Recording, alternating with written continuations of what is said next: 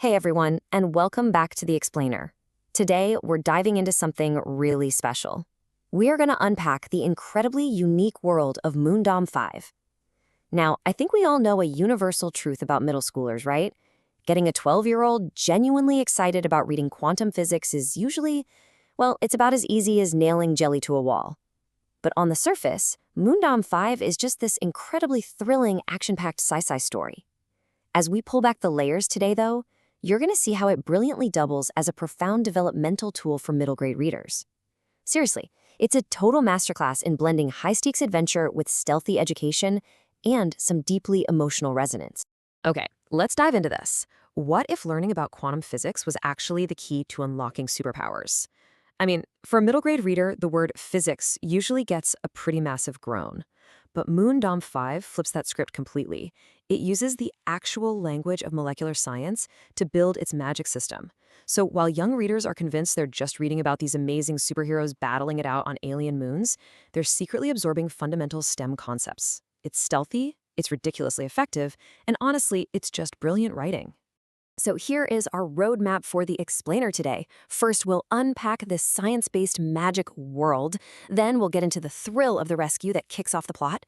Next, we'll examine our relatable hero, Ella, follow the powerful transformation of the hatchlings, and finally, bring it all together to see exactly why middle graders benefit so much from this story. Let's get started. Starting with Section 1, a science-based magic world, where physics meets fantasy. Now, what's really interesting about this setup is how neatly the world building is mapped out. The magic system here, it's not just a bunch of random spells. It is directly tied to the four fundamental forces of nature. We've got gravity tied to the avianoid class, like the character Ryder. Electromagnetism belongs to the voltoids, like Gage. The weak force is controlled by morphoids, like Diem. And the strong force is handled by thermoids, like Yarrow. By categorizing the characters this way, readers are naturally categorizing complex scientific principles right in their heads, totally by accident. And you have to look at how these forces manifest as powers because it's so cool. We have shedding, which is literally the ability to drop your personal weight almost to zero by transferring it into the atmosphere. Then there's storming, where voltoids redirect massive levels of static electricity. There's alchemy and fusion for molecular manipulation, and healing and fission that deal with atomic energy. When a reader sees Gage bounding through the air using magnetic bursts or Yarrow releasing atmospheric plasma, they're actively engaging with concepts like static charge, mass, and molecular fusion. It makes learning about atomic structures incredibly exciting because it's tied right into the action on the page. Moving right along to Section 2, the thrill of the rescue, Easter eggs from the sky. Let's move to and see how this builds, because the science is great, but a book needs a hook, right? The inciting incident here maps out a completely high-octane sequence. Within minutes, astronomers spot what looks like a shooting star. Within hours, Elder Rowena and her welcoming committee rush out to the plains, setting up the strategic pincer formation in the deep grass to handle whatever threat is coming. Then the golden hour hits, the massive crash of the vessel, just kicking up huge clouds of red dust. And immediately the frantic extraction begins. It is fast-paced, highly suspenseful, and it absolutely keeps the pages turning. But here is the massive twist that starts you right in your tracks. That vessel that crashed, it's not a weapon. It's not an asteroid. It's what they call an Easter egg. These are giant delivery pods packed with an oxygenated gel, but their cargo isn't supplies. It's cast-out children. The sudden realization that these heavily guarded, dangerous vessels actually contain half-drowned, starving, banished kids instantly shifts the entire narrative. You go from pure sci-fi action to a story of profound mystery and deep, immediate empathy. Which brings us to Section 3, Ella, our relatable hero and our guide to the MoonDom. Every good explainer needs a heart, and Ella is absolutely the heart of this story. Ella is our primary point of view character, and she is, for all intents and purposes, entirely ordinary. She's an unaligned caverling, which means she has absolutely no superpowers. None. Yet, she gets unexpectedly appointed as the liaison to the powerful, aligned elders.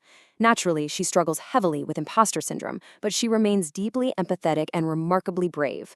For a middle-grade reader who might feel awkward, misunderstood, or just plain ordinary, surrounded by peers who seem to have it all figured out, Ella is the ultimate relatable protagonist. She is basically their avatar in this super-powered world. And this brilliantly illustrates exactly what's going on in her head. Her internal monologue goes, "What am I doing? What am I doing? Ellen knew she had no business sitting in the middle of two aligned super beings about to go on some kind of thrill ride.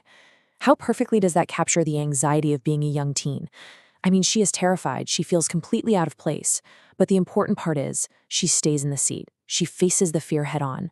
That is a massive, actionable lesson in bravery for any young reader. Arriving at Section 4, From Burdens to Superheroes. Let's look at the core transformation of the kids who crashed in those Easter eggs, the hatchlings.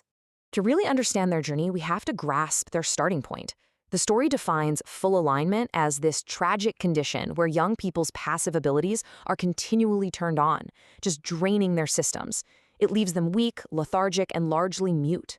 And because of this, their home societies view them as literal burdens and banish them. Just imagine being a kid reading this.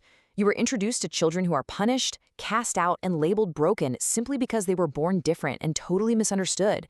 It builds this fierce, immediate empathy. But then we see the transformation, and the contrast is just striking. Before eating the aligned survival food, which is called pemmican, they are frail, silent, and cast out. But after, they are empowered. They literally find their voices, and they command the elements. The exact traits that made them burdens are actually the source of their incredible powers. This is a staggering metaphor for adolescence, isn't it? The awkward, difficult things that make a young person feel weird or isolated are often the exact things that make them powerful and unique once they find the right environment to thrive. The ceremony where this happens is incredibly specific. Step 1, they arrive broken. Step 2, they are offered the pemmican, but, and this is a vital detail from the story, Elder Rowena insists they must consume it of their own free will. They are not forced. If they want to leave, they can. Step 3, by choosing to partake, they unlock their true potential. Highlighting this choice teaches a really vital lesson in personal agency. Empowerment isn't just handed to you, it's something you have to actively choose to accept. And finally, Section 5, Why Middle Graders Benefit. Let's bring all these concepts together. So the crucial point is this: MoonDom FiVe is a developmental tool perfectly disguised as an adventure. It sparks a natural curiosity in STEM without ever feeling like homework. It models deep, actionable empathy. Ella doesn't just feel sorry for the hatchling, she physically helps care for them. It teaches resilience in the face of absolute societal rejection. And above all, it reinforces the message that the very things making you different are actually your greatest superpowers. The DNA of this story is an absolute balance. You get 25% STEM education, 25% thrilling action to keep the pages turning, 25% deep empathy to build emotional intelligence, and 25% highly relatable characters. The author never sacrifices narrative excitement just to force a moral or educational lesson. It all works together in perfect tandem. I want to leave you with this powerful moment from the text. When a politician tries to demean the young hatchlings, Elder Rowena fiercely defends them, stating, "I will be banished to Tartarus gates before I allow a cavernaire to demean a young aligned in my presence." This is the ultimate takeaway. It leaves us with a provocative thought. Who are the vulnerable voices in our own worlds, and how fiercely are we willing to stand up and empower them? MoonDom FiVe doesn't just entertain middle graders. It teaches them to be brave, curious, and profoundly kind. Thanks so much for joining me on this explainer, and keep learning.